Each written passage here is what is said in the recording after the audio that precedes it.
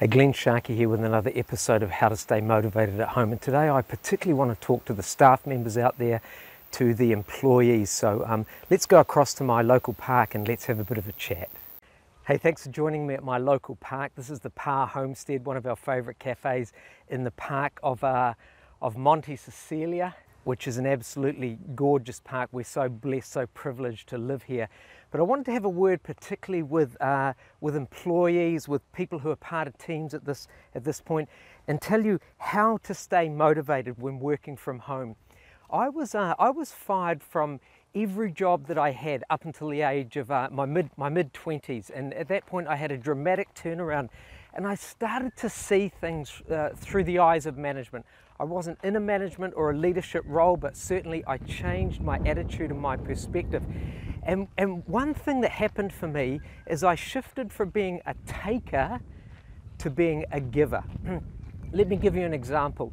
A number of years ago I was working for an agency. I was a contract trainer, a contract facilitator, and I was the most engaged facilitator of the 20 to 30 contract facilitators that they had. So I was pretty successful in that role.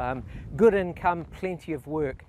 But even in that position, I always looked to give. And even though I was very busy, I had a lot of work on, I thought to myself, how can I step it up? How can I exceed expectations? Because when you look to exceed expectations, you'll be successful in life, whether it's successful as a parent, as a spouse, as an employee. And so I went to the directors of the company and I said, what I'd like to do is I would like to support the other contract trainers. I would like to put out a fortnightly newsletter, just giving some tips and tricks and techniques to being a better facilitator. And as a result, it was really successful. I had a lot of other contract facilitators calling me as a result of that newsletter saying, hey, we're struggling with this, can you help us with that? And I became a bit of a go-to person.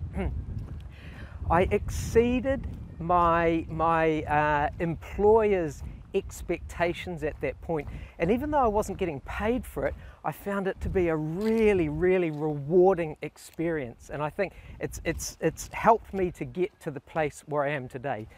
So I want to give this challenge to you.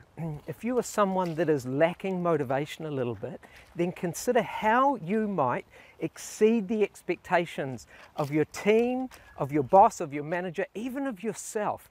How can you step it up a notch? Because that's where motivation comes from achieving, exceeding expectations. And I want to talk to those of you that are feeling a little bit dark at this time. Maybe you're on the subsidy, maybe you don't have the same level of income, and at this point you're thinking about being a taker rather than a giver. And let me tell you, when we come out of the other side of this, at the moment you are on an interview. You're on an interview for promotion.